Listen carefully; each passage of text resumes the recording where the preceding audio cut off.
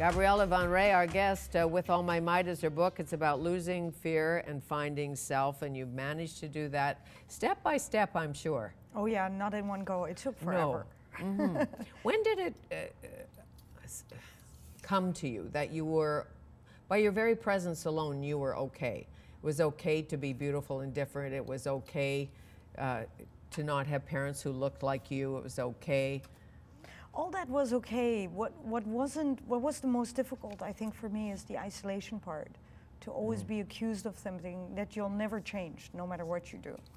And I mean, I lived with loving parents, and then at a certain point, I think I was about 24, 25, that I said, this has to stop, and it has to start with me.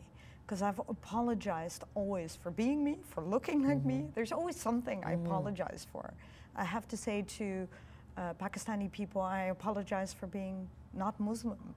And then to the Western world, I have to apologize for maybe having some traces of being of another faith. That's right. All that is crazy. A foot in the East and a foot in the West. 9/11, post 9/11, did anything change for you? Yes, I have a short period in life that I said there was absolutely no racism. And I felt really comfortable, and I kind of grew into myself during that period. But 9/11, when it came back, I said to myself, I'm never going to let this really be a problem because I feel good who I am. And the only times that I feel that 9/11 really comes back to haunt me is at the airports. Airports is really hard, even here. Yes, profiling. Yes, profiling is huge. But the funny part is, if you really look at it, and the other day they were profiling, I was on my way to an interview for CBS in October for anti-bullying in the US, and they were profiling a French woman that had a banana with her, and you know the fruit. Right. But she must have not understood, and it was still in her bag. But she had a very funny French accent, and I paid attention because I speak French. And she argued nonstop that she wasn't in the States yet, right? But the people that were arguing with her said, yes, you are in the States. And she said with a beautiful accent, but I didn't fly yet. And I thought, see, this is what the ridiculous part is. You think she thought she was totally in the right, and she was, of course, from her standpoint. So, but from their standpoint, we're in the U.S. already, even if you don't. Yes, because you you're don't going fly. through U.S. customs. Yes, but she didn't understand that, and I just sat there, enjoying for once that someone got a lot of heat and had total white skin. And was harassed basically at the border too. Oh, believe me, it happens. It does. It's not so much about the color, but when racism and bullying is central throughout your youth, when you basically have to pick yourself up, dust yourself off, and find your value, what's different than somebody who's just born with it? You know, those people. Yes, I know. They've been secure since they popped out. And they are authentic and solid and down to earth. I don't know what's better. I think good for them, but I think for us who aren't, you got to dig deep. You really have to. You have to. Every issue that I had came at me like a boomerang. I had to deal with it. I had to say, stop. Do I like Pakistan, first of all? Right. And to tell you the truth, I know nothing about it. So that's even more difficult, but you have to say, okay, I'm both. I can be Dutch, I can embrace the culture, I can embrace the culture of the East, and all of the good, all of the bad. Why not? Well, you volunteered at the 2010 Games. Yes. And I'm sure because you speak 3 languages, accomplished, perfect volunteer. Yes. That was And easy. you met people from, obviously, Holland, from Amsterdam, and athletes. What was that experience like for you, both sides? Fantastic. It was so fantastic to be at both sides. The reason I put the Olympics in my book, because a lot of people don't get that, is the diversity. There is something so amazing. I'm not a sports fanatic, and I shouldn't say that on TV, of course. You can. With the hockey. Because you're an individual now. Okay. You can hate hockey if you want to. I don't. Okay. I think it's quite intriguing, but scary. But the Olympics is a moment that we come together and we don't care who stands next to you. We don't care if it's a Russian, if it's the French, if it's a Pakistani. We're all there for one common goal. And I thought, that's the beauty. But the sadness for me, why do we do this once every 4 years or once every 2 years, right? And then only for 2 weeks? Sure, but then you look at the politics of the IOC and you see in Saudi Arabia the women can't compete. So you think still work to be done. Lots of work to be done, but all we can do is go out there all the time and educate.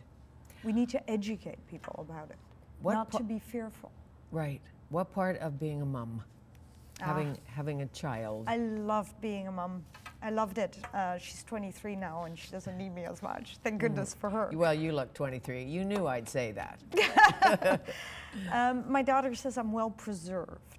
So I feel like a dinosaur. Yeah, that's okay. But that's okay. But I think it was hard for her because she's completely white, blue-eyed.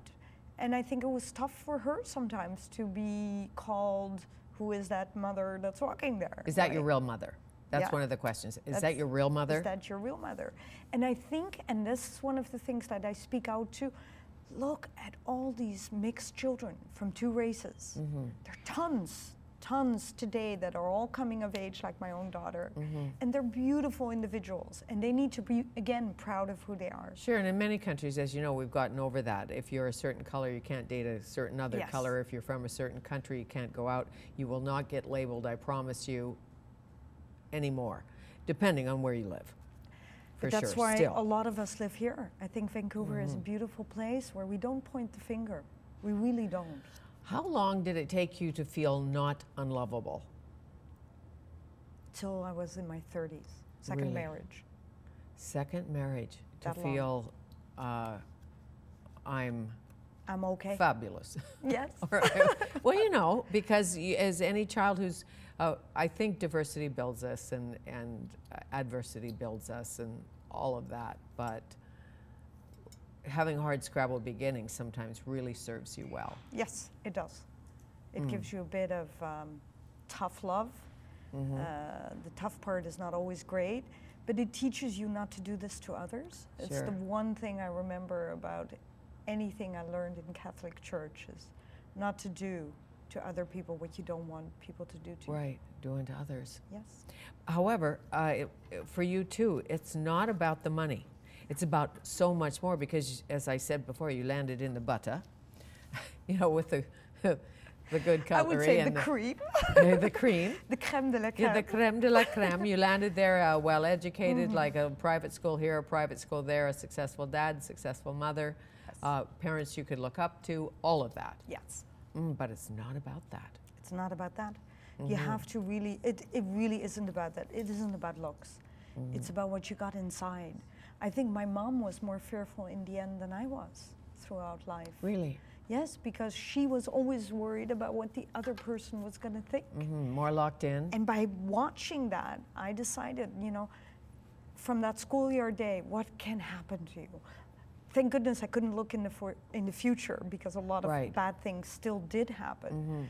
But I think the moment I took that attitude change about myself, I think people were much nicer to me, my energy changed, and people were just the way power more within. Yeah. You know you have it. Because you walk differently.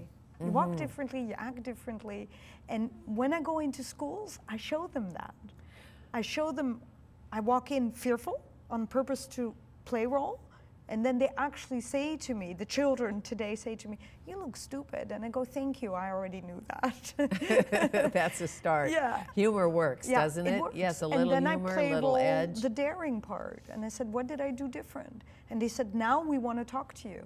And I said, interesting. So you are speaking on Pink Shirt Day, which is this Wednesday. You're going in and making a difference. And what message do you give the kids? The kids? 2 things. To dare to be them, whatever it is. Even if someone is going to laugh at you, at least dare. Because if you're fearful, they're going to laugh anyway. So you might as well be daring about it. And then if you really feel that fearful, talk to a friend. I would talk to a friend first, so meaning a classmate or someone outside of class in a sports club, someone. Right. And someone other than your family. Okay, and you work with parents too, I know, Yes. so that they see the signs and the symptoms, if a child is being bullied, how to bring the child out, and how to make it better. Absolutely. More than putting the little Band-Aid Absolutely. on. And talk to the bystander. Yes. Oh, nice to meet you. Thank you. Thank you. Fanny. With all my might, Losing Fear, Finding Self, Gabrielle Van Rij. Perfect. Hey.